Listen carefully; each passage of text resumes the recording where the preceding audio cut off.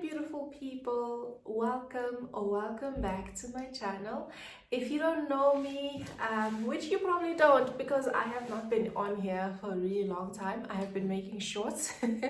But my name is Nkavelo Natasha Koza because I am married now. I used to be Mnisi. That's not the point of the video. Why? But anyway, so today I have been dragging making this video, and I am so sorry for people who need this video, and I made it at a point where I know that some bursaries might have closed. I apologize. I should have made it earlier, but I am currently doing CTA and my life is chaotic, so to say the least.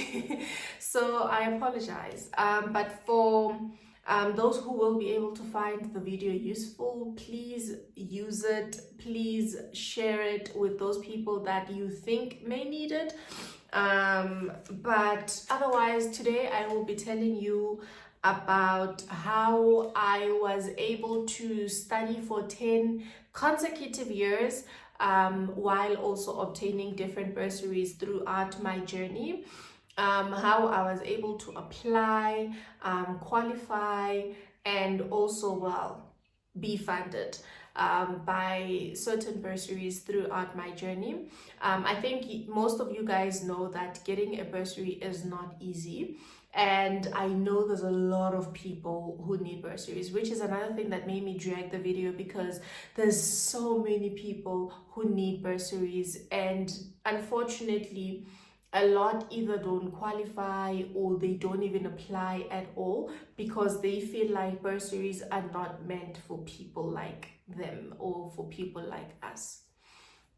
So I am making this video to kind of give someone hope, and also just try to be a little informative, because I have been through 2 different degrees in 2 different fields. 2 different degrees in 2 different fields, and I was fortunate enough to be funded in both fields, and wada. Yeah, okay, before I start, let me just get straight to the video. Okay, so first and foremost, I finished matric in 2016, right? So from 2017, I was in uni, right? So it's 2017 up until this current year. This is my 10th year in university. I first went to Wits. I had NSFAS because I am not rich, so I did qualify for NSFAS and I was approved, which is another thing I really recommend. Like, guys, apply for NSFAS. I don't know how NSFAS things work nowadays, so I'm not really gonna talk much into it, but I do know NSFAS is for people like us. So please apply for NSFAS. Make sure that have a plan to fall back on, and that plan should be NSFAS. You know, they get the job done. So my first year in 2017, I went to Wits and I was doing BSc in biological sciences. I had NSFAS. It paid a certain portion of my fees and left out about 12,000 rands, which I didn't know up until 2018 when I was meant to go back for my second year. And I find out that, I need to come to the campus to to acknowledge the debt, sign some document, and also make sure that the debt is not over 9,000 rand. So I needed to pay the exceeding amount over 9,000 rands, and I didn't have that kind of money at the time, so I still don't. So I ended up having to look for a plan B. My plan B was late applications. So I was leaving Wits. I could not afford to, I couldn't afford to come to Joburg. If you don't know, I'm from Bushbuckridge. I was in Bushbuckridge at the time. It's a 6-hour drive. Couldn't do it. So I went to SMU. SMU, formerly known as Medunsa, and I studied psychology there. So when I was doing my first year, my mother had informed me of a whole bunch of bursaries that were specifically for Mpumalanga students, I guess, students from Mpumalanga. And one of those, so I personally, I applied for all of them. I got my documents, I certified my ID, I did everything I was supposed to do. And the problem now with Mpumalanga bursaries is that you need to like physically fill in the forms, which was fine. It was really not a big deal at the time because that was like 2018. So we were not like deep in the technology, you know, e-signing, wada wada. So I filled in all my documents, I attached all my documents, and I posted them back home for my mom to post them to where they needed to go.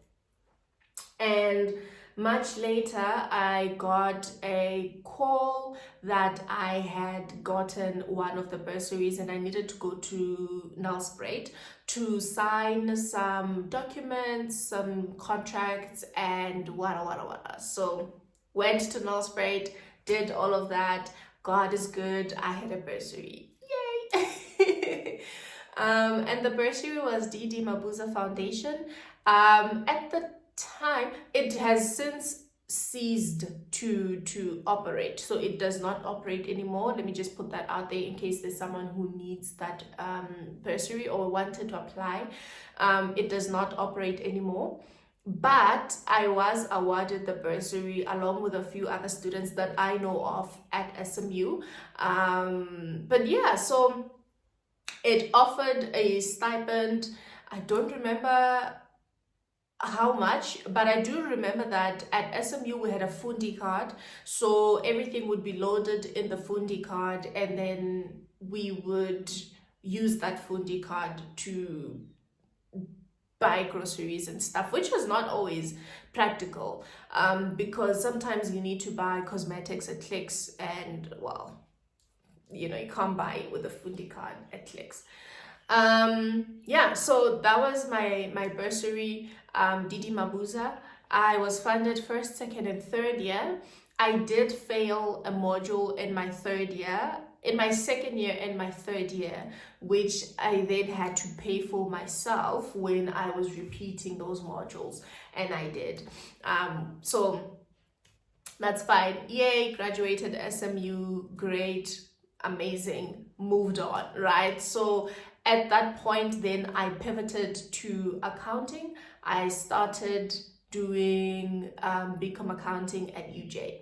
Now, this is where I knew that if I don't get a bursary, I was not going to study. Unfortunately, like many of you guys, I'm sure can relate. Yeah, in my first year at UJ, I prayed a lot and I told God that, God, if I do not get anything by March, I am going to have to deregister.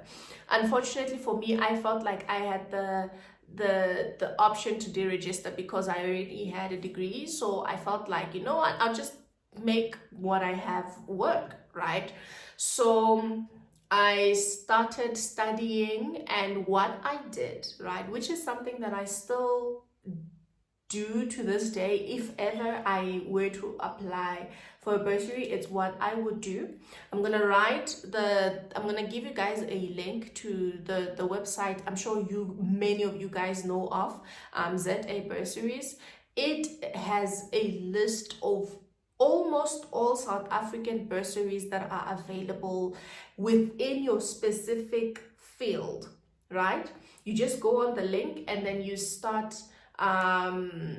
filtering according to what you're studying, and just look at the requirements and see if you qualify. So when I choose to apply for a bursary, I do not apply for a bursary. I apply for bursaries. Like I take a weekend, right? On this weekend, I am going to be applying for bursaries. And what I do is I take all of my documents, all of my supporting documents that I know I will need, my ID, my matric certificate, my transcript, my, what else do they need? Yeah, sometimes they might need your parents' proof of income, or an affidavit in case your parents are unemployed. They might need your proof of residence if it's a provincial bursary. Like a whole bunch of documents. Take all of the documents that they might need, a motivational letter, all of those things. Put them in one folder. Name that folder bursary applications, right? So when you go on your ZA bursaries link, you go there, you filter, right? If you guys are interested, I can make a second video where I am on my laptop and I'm actually showing you guys how I did it, or how to do it. Not how I did it, how to do it, right? So I filter according to the field that I am doing, and I look at all the bursaries that are still open, all the bursaries that are available to me. You have all your documents in one folder, right? You go to your bursaries link, you filter all the bursaries according to accounting, financial accounting, accounting CASA, what's that other one? Finance, all of those that are related to the course that you're doing, right? You take note of them and you go to every single one of those bursaries. You look at the requirements and you check if they say that you need to be over the age of 18 and you are 16 years old. You cannot apply. I mean, obviously, like... however, if they say that you need a minimum of 65% average and your average is like 63%, I would apply. That's what I would do. I would apply. Do not disqualify yourself before you actually get a chance, right? Competition is very high, that is true, but give yourself a chance and just apply anyway. Okay. So you go on every single link and you check the requirements. If you qualify, you leave the tabs open. So you just leave the tabs open, and then you start applying one by one. And every single time you're supposed to like attach documents, you go on your folder, bursary applications folder, you attach whatever you need. They need a matric certificate, you click on it. They need an ID certified, click on it. You need your transcript, you click on it. Whatever they need, you have it in that one folder. So everything is organized and everything is easy. It will take you a couple of hours to apply, depending on how many bursaries you actually apply to. I would apply to 15 plus bursaries at a time, and I know that there are certain ones that I did not even qualify for, but I would apply for like 15 plus. Like, sit down and actually get this done. No one can do it for you. No one is gonna save you. You need to get this done. It is your future. It is your degree. It's no one else's responsibility to make sure that this is done. Applications are your responsibility. Okay, so that is number one. Number two is that you need to work hard, man. Like, this is another thing, because I knew I did not have the option to have someone pay my fees. I didn't have that option.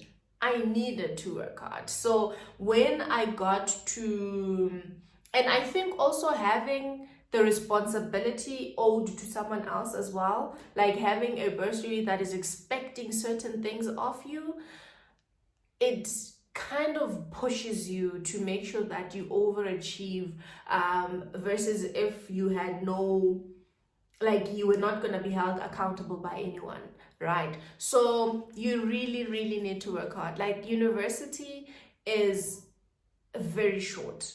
Like, it doesn't steal a lot from you. It's not a long time. working hard for a short while is so worth it, rather than messing up those 3, 4, 5 years for, I don't know, like what people do during university. But I wasn't. I was at home and I was studying. And like, I got my degree cum laude, thank God. And it's not just a cum laude. I'm not saying this to brag, right? I am saying this to motivate some. Like, really, really, you need to work hard. If you know that no one is coming to save you, you need to work hard, right? So I got my degree cum laude, and it's not just a cum laude. I got a distinction for every single module that I was doing in my 3rd year, and I also got 20 out of 28 distinctions. So you need to work hard. I can't stress this enough. And the work ethic that I put in when I was studying undergrad is what actually led to me getting a bursary in my postgrad, right? So in my undergrad accounting, my bursary was Gibela. I'll write them on the screen so you guys can see. Yeah, my bursary was Gibela. It funded engineering and accounting, and there is no expectation for you to come and work for them when you're done with your studies, which was great. They do not fund postgrad though, so I knew that for postgrad I needed a plan B, or plan A rather, actually. Yeah, so I completed my undergrad. Gibela was paying for my fees, my res, and also giving me a stipend. I think it was about 2.5 per month at the time, and also a book allowance of 7,500 rands at the beginning of the year only. Yeah. Yes. So that was my undergrad. And then come postgrad, right? Postgrad for me was BCTA and CTA. If you're in the accounting field, you know that BCTA, there's not a lot of bursaries that fund BCTA as a new applicant, right? They can find your BCTA if they had been funding you from undergrad, but when you're a new applicant, they don't necessarily fund it. So for BCTA, I had saved money to pay for my fees. I knew I was going to Mill Park and I knew how much the fees were. So when I was in my undergrad, I was working 2-3 jobs at a time, and I was saving my salary for my fees. So when I went into BCTA, I was able to settle that, thank God. And then comes CTA. CTA comes, right? When I was doing my BCTA towards the end of the year, sat down again, had my folder with all of my documents, and I started applying for bursaries. I started applying for so many bursaries. And luckily, because I am in the accounting, chartered accounting stream, there are so many bursary opportunities available for CASA, or rather SICA stream accounting students.